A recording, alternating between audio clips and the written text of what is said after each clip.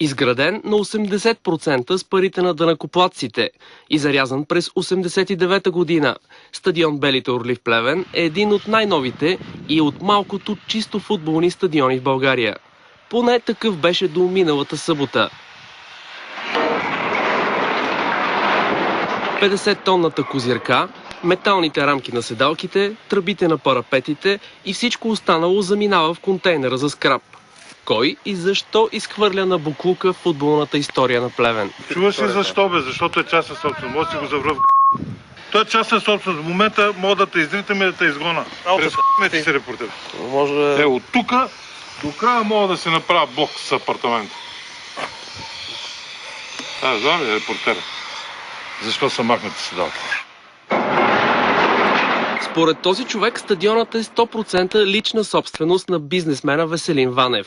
Какъв сте на господин Ванев? Така, аз съм представител. Знам колко му е и колко метра. А как се казвате? Георги. Виждал съм как вали два Гошо ми вика, Гого.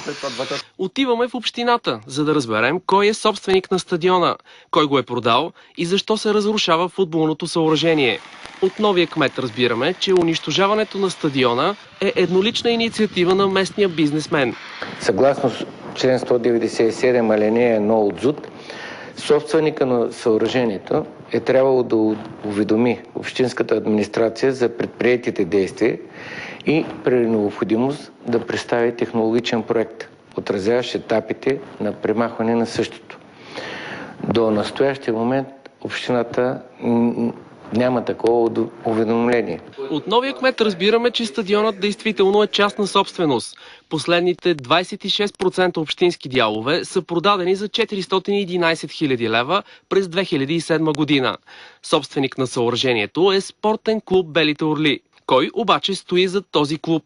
Наша справка в търговския регистър и в архивите на общината показват, че стадионът не принадлежи на обявилия се за собственик Веселин Ванев. Следите ни водят към 77-годишния Виктор Хайдудов. Той е син на човека, основал легендарния клуб Белите орли през 1929 година. Как да дадем идеята? Моя баща го приятелства с негови приятели. Клубът е основан в 29 година, 1929 година. И тогава безвъзмездно, с кмета Лингерос, тогава се е казвал, отпускат на всички клубови терени, обаче другите клубови не са били състоятелни и са си направили. Ние сме единственият клуб, частен клуб, който има и тичава армия. Това са двата клуба в България, които имат собствени стадиони построени. Но те са дадени от общината, все пак. Дадени от общината безвъзмездно. Идва комунизма, стадионът е национализиран, а Белите орли стават Спартак към МВР. Комунистическата власт започва да строи 25 000-ния чисто футболен стадион около терена на орлите. През 1989 година комунизмът си отива, когато стадионът е почти готов. През 1994-та съдът решава да върне стадиона на спортен клуб Белите орли. Сдружение, основано от Виктор Хайдудов и още 7 възрастни наследника. Вече построените трибуни минават в ръцете на общината под формата на 26% идеална част от цялото съоръжение. По-късно възрастните мъже включват в управата на спортния клуб бизнесменът, бивш футболист и възпитаник на ВИВ Веселин Ванев. Той става спонсор на отбора. Община Плевен продава на Веселин Ванев останалите 26% от стадиона. Тогава започва и унищожаването на спортното съоръжение. Ванев закрива представителния отбор на Белите орли, обявява се за едноличен собственик и решава да продаде 50-тонната козирка и още десетки тонове метал от стадиона за скрап. Та собственост е на клуба. Аз не знам това собственик той. Аз съм председател на управителен съвет, не знам той да е собственик. Общината му продали само дела на общината. Те беха 16, аз казах ги 26%. Айде 26%. Как с 26% вземе цялата собственост? Как да стане това? Той в момента е собственик на това нещо. Как е станало? Аз те първо... Няма никакъв такъв документ. Нашия устав. Точка 2. Пише, че клуба се управлява с решение на управителния съвет. Управителния съвет. Аз съм управителен съвет. Гошо Милчев, Колю, Веско.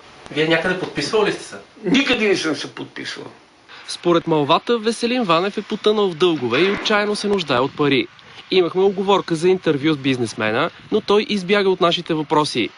Там дали Той реже и винкелите, които са на седалките, тя ги продава. Те всичко изреза. Той се възползва от това, че вие сте възрастни хора, не си търсите права. Какви права не се разправя? От машини ще заведем едно дело, какво ще стане? Докато изкочи това дело, се гледа, аз ще върна топ. Напълно унищожен и негоден за експлоатация е и другия стадион в Плевен. Каква ирония, че в деня преди да рухне козирката на стадион Белите орли, на стадион Плевен се събират рекордните за български футболен матч през тази година 15 000 зрители. Спартак от трета дивизия поставя рекорда срещу ЦСК. След нечуван компромис със сигурността, това е последния матч на това съоръжение. Казвам го съвсем отговорно. Реално в Плевен няма стадион.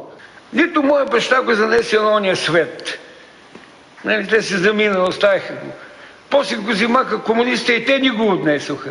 И Веско няма да го отнесе, моето момче. Няма къде го занесе. Да, но няма стадион да има след него. Но не само ние. Плевен няма да има.